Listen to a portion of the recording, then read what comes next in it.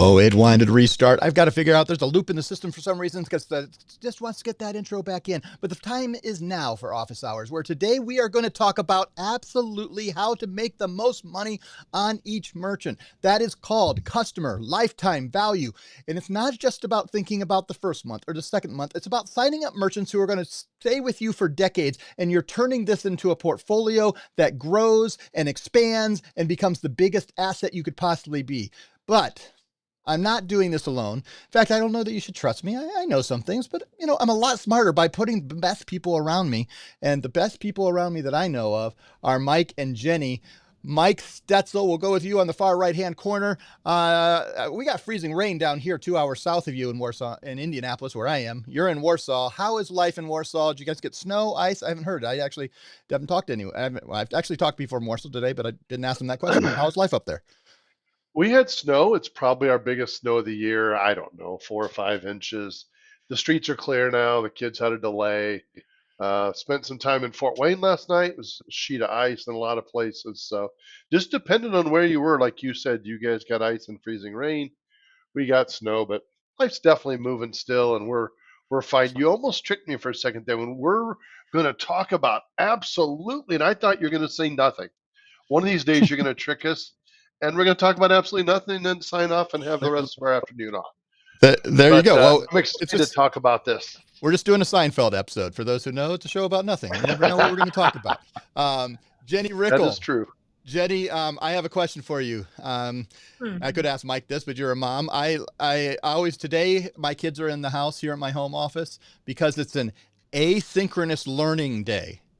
And this is a new thing that they've developed over the last couple of years. Can you tell me what the heck is asynchronous learning and who created this? I have no idea. We don't have that here in Colorado. My son is at school today. We don't have that here. Well, what it means is it means the teachers have an in-service day, but they're not monitoring it. It's asynchronous. You're learning, but the teachers gave you a project, which usually are worksheets and things that you're not learning from, is my general take. And it's just an excuse to have parent-teacher conferences and in-service training days and still get credit. And you call it asynchronous learning. So today we are having asynchronous office hours because we don't know when everybody's going to learn. You may be watching this live. Thank you for watching it live. But a lot of you are going to watch this over the next 30, 60, 90 days. It's asynchronous, but but you don't have that. Apparently you guys just get Fridays off up there because you guys also do that thing. I know. Yeah. Yep. 4-day school week. So Fridays are always a little bit tricky. I'm very lucky that my children are a little bit older, but for people who have really small children, you got to figure out daycare or activities or something on the Fridays. So, but I'm a fan. I want Fridays off too. I'm just going to petition for that. Amen. Was this a utility savings thing or what Yeah. is it? Okay. Yeah. That's what I thought. Yeah. Yep. I mean, It's the 4-day work Miserable week. It's the for same elementary concept school as the 4-day kids. work week, which a lot of places have gone into. That hey, you can get if we can get the same amount done in 4 days, then give you 3 days off. It's an interesting concept. Maybe that's a topic for another office hour. Certainly, it's something about productivity. But today we're talking about customer lifetime value. And when we are talking about customer lifetime value, the first thing I want to talk about is to wean yourself off bonuses. But the irony of that is the first thing I'm going to ask our team to do here is talk about our new bonuses for the next 90 days. We announced something this past Monday that I think surprised most people. Jenny, what did we announce about our bonus structure when I just told people we want to wean off bonuses if you want the best customer lifetime value? We'll explain all that in a second. Jenny, what did we learn? I mean, our bonus program is fantastic and you have the option to take it or not. So right there, like if you need some additional revenue, take that opportunity. And we just announced for the next 90 days, we'll provide the 14 multiplier and the $600 activation on all equipment. So not just pay anywhere. Typically it's just pay anywhere that's in that higher tier for the bonuses. But currently for the next 90 days, we will go ahead, provide that higher bonus for anything. Deja Vu, Ingenico, point of sale systems, Paradise, authorize.net, you name it, you can get that higher bonus as long as you qualify with that agent ID. And as I typed these out last night, I was like, it's kind of odd for me to start because I always start when I talk about customer lifetime value is we want you to know that fully informed, we understand that a lot of times you need to take a bonus. And that means you're going to get in huge influx of money in the first several months, including $600 after the first day they process $300. That's a great little bonus in there. And then you're getting 14 times that first full month profit. And you're going to see that somewhere between 45 and 60 days. I might do that. But if you're looking to look long term, which is really what we want to encourage our partner, you're building a portfolio, you're building something that has growth. We want you to think about putting it on your higher split. Mike, we mention this all the time, but all of our partners now, I haven't seen one recently that we set up always at least with 2 IDs. Some people we set up with multiple IDs on different payment structures, depending on how they want to do it, because we're extremely customizable. But Mike, explain that between having the 2 different IDs, a bonus ID and a non-bonus ID. Can you explain that to our team a little bit? Perfect. Yes. And this is something that I'd be glad to help you put pencil to paper on if you're trying to figure out what your best option is. We have really, by doing what Jenny just explained, by putting everything on that higher bonus level, we have really opened up the bonus possibilities because that cap is at 10,000 versus 5,000. So what the difference is with that lower split, you will receive free equipment for your merchant as well as bonuses. When you use the higher split, meaning you're going to get more residuals from day one, but you need somebody to pay for that equipment and there is no bonuses. So the part about putting pencil to paper is, if I'm going to leave X amount of bonus on the table, how long will it take me to pay that back, taking my higher split? Or I have an agent or a handful of agents who say, you know what, I don't want the headache anymore of risking a buyback. He was the type of guy that could have 10 accounts go perfectly. That one hits him and he has a $4,000 buyback. He really beat himself up over that and was really disappointed in that loss. So he just quit taking bonuses and used this higher split all the time now. No muss, no fuss. You're making more right out of the gate. So those are your 2 options on every single deal. And the general idea that I propose to our partners is bonuses are there for an influx, an infusion of cash when you need it. Maybe it's your business model and you have sub-agents under you. There's lots of ways. And also I want to make sure you understand that most people we set up with 2, we've always done this way. 1, here's your bonus ID with free equipment, and here's your non-bonus ID that you don't get free equipment, but you're going to get a higher split of the revenue share. But now with a lot of our partners, we're doing unique things where they say, maybe I want a free equipment. I'll take a little less bonus, but a little higher split. Maybe I'm going to do a certain type of business for a while. I don't want to take any bonus. There are ways when you're doing business with us, we're going to be able to work with you, be flexible, try to make sure that it works. And as it does, we're going to make sure that you can kind of look at the long term, because what happens a lot of times is you get so excited about that bonus. And if you set up a $200,000 a month merchant and you take the bonus, by the month 4 or 5 probably, you would have made more money if you hadn't taken that first boat. It depends on how you do pricing. We can go into that. You can learn that. Your relationship managers and the trainers are ready to help you understand that. But you got to start thinking, how do I get to those higher splits? How do I make those longer revenues? Because the next thing you want to do is you want to have regular check-ins with your merchant. We talk about this all the way, but this is pretty simple math, Mike and Jenny. If they're with you longer, you make more money. If they're in business longer, you make more money. If they process more dollars, you make more money. And one way to help all those things is to have regular check-ins with people. But I think a lot of times people are, we spend way too much time like Ronco Industries, and we set it and forget it and we just let them go. When if we invest a little time, we can turn a 1-year merchant into a 2-year merchant, into a 3-year merchant that also processes 10%, 20%, 30% more each year. And that just continues to go growth.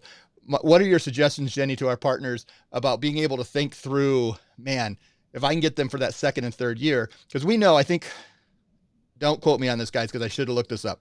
I think it's our average merchant processes with PayProTec 26 months. And that is a lot of time, because the average business only stays in business 12. So we're doing well.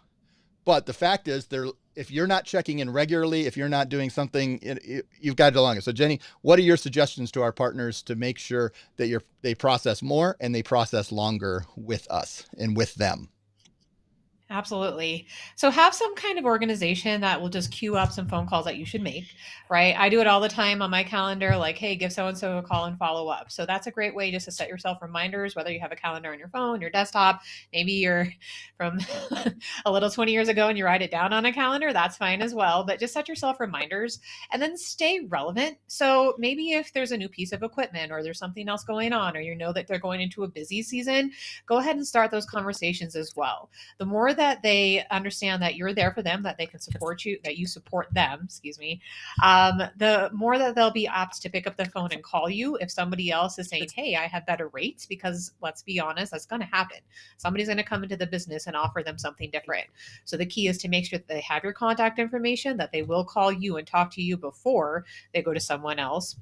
And check in, make sure that you reach out, do those outbound calls, check in with an email, and celebrate the businesses and their small successes. We have some other episodes around that, so I won't get into detail, but just really keep in contact with the businesses. And that way we have lifetime residuals. So like Nate said, as long as they're processing with you, you're going to make some profitability as well. And one of the things we can do is specifically look, and I call it the pricing audit, but Mike, I'll come over to you next. One of the things that we can do is, and we have a whole episodes on this where we're looking at, but we can look at the profitability. Maybe we have been in this industry for a long time and we have merchants that have been processing on us an interchange pricing or tiered pricing, and they may be eligible for dual pricing and edge pricing opportunities. Maybe they're people that we couldn't sell on edge, but maybe we can sell. Maybe it's people that we priced too low and we're seeing, we did them in a flat rate at 2.8 and we're seeing that the margin is too low and we need to go back to them and say, hey, look, this is what my margin, I need to move it up a little bit. Talk about what you can do and how you can do some pricing audits, and just the simple. We have a whole episodes where we've looked at kind of looking at your portfolio, but why are pricing audits, making sure that you're not losing money or making a good margin, really important to helping the lifetime value of our customers and our merchants?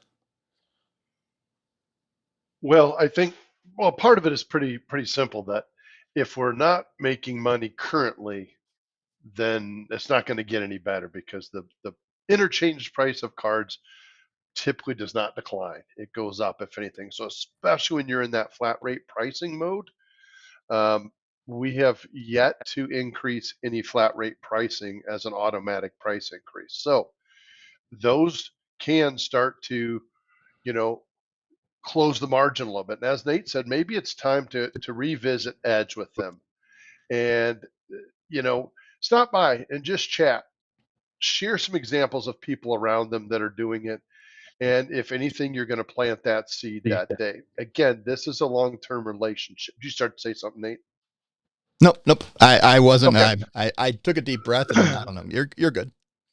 Okay, so this is a long-term relationship. This is no different than conversations you have in your home or with your coworkers.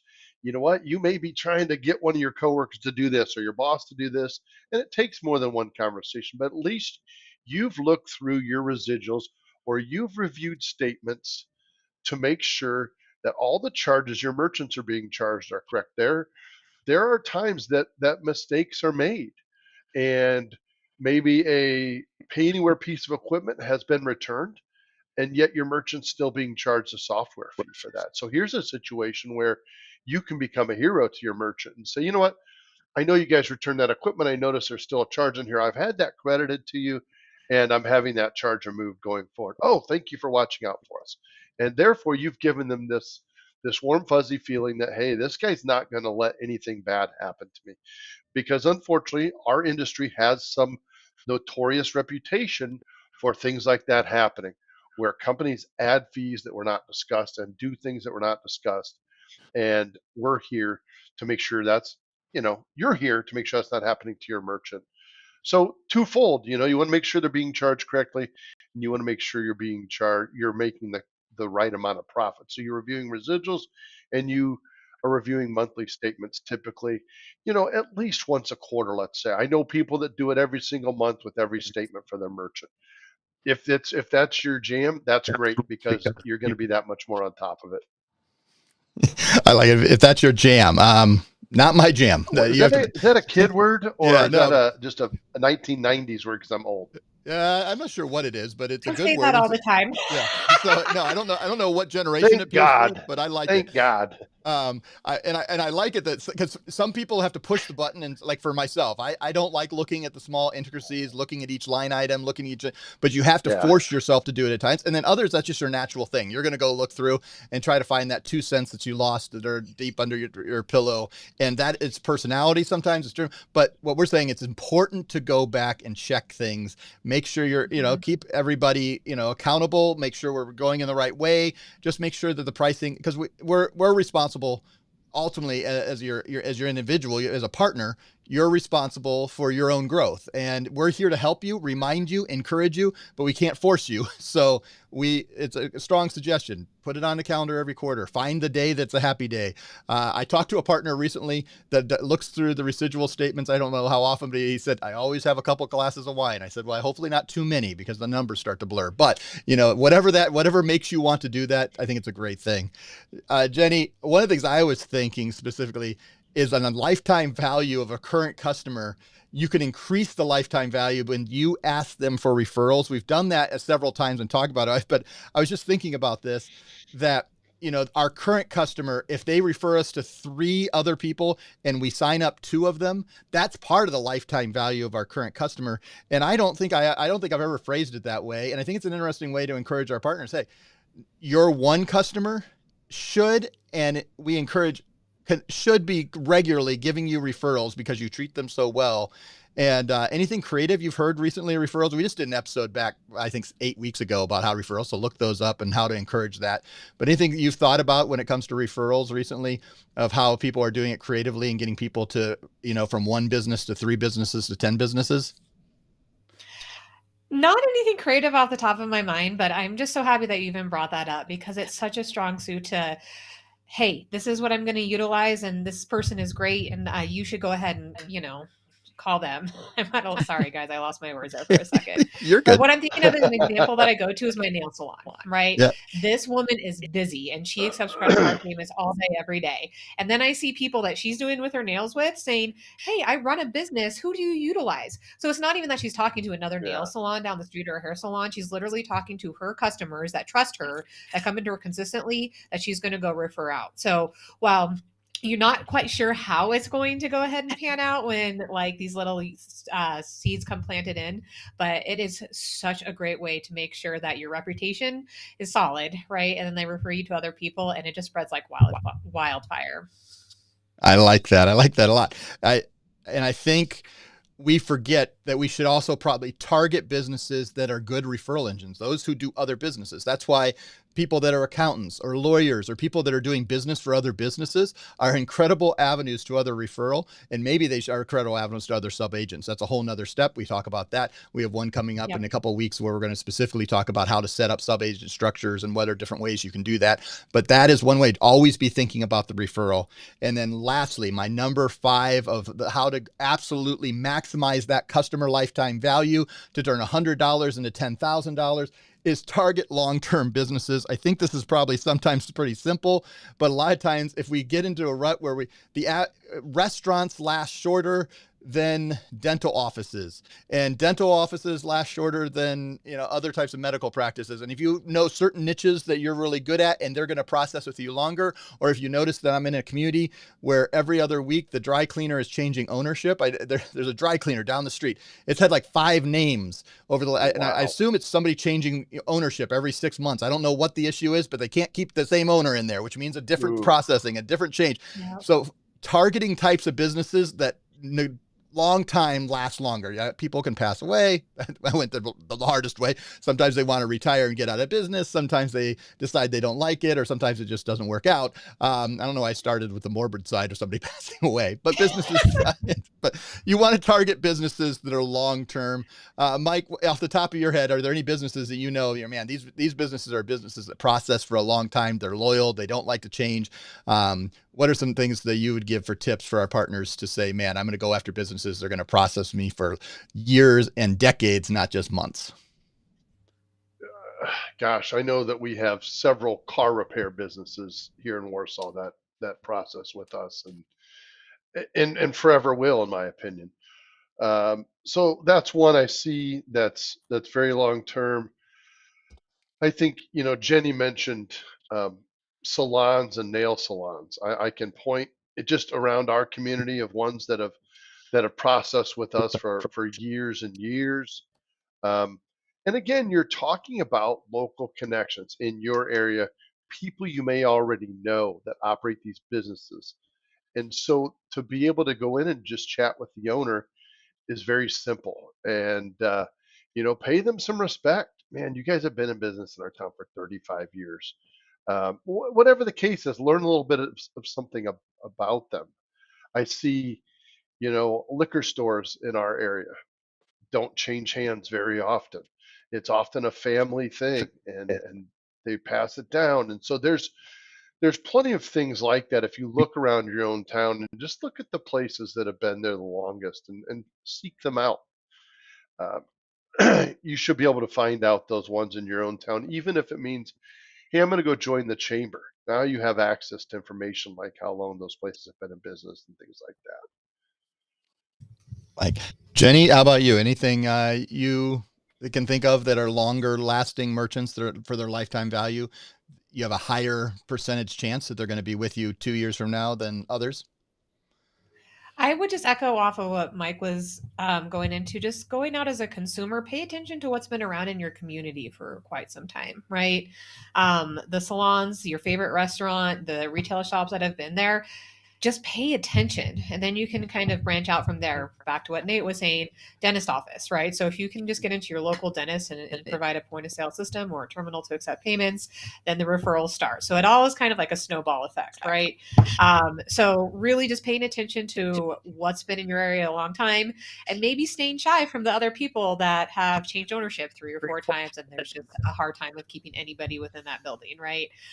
So locally, that's a great way to go about it. And you can do some research online as well. When you go ahead and good old Google, when you take a look at a business, you can see, are they a new business? Are they established? I mean, underwriting team is going to do it anyway, so you can get ahead of the ball. And just take a look and really look at some history and find out the longevity, because back what Nate was saying, it is so critical that if you have an account that stays with you, you're just going to make money for years and years and years. And we all like to make money, right? I love it. Yep.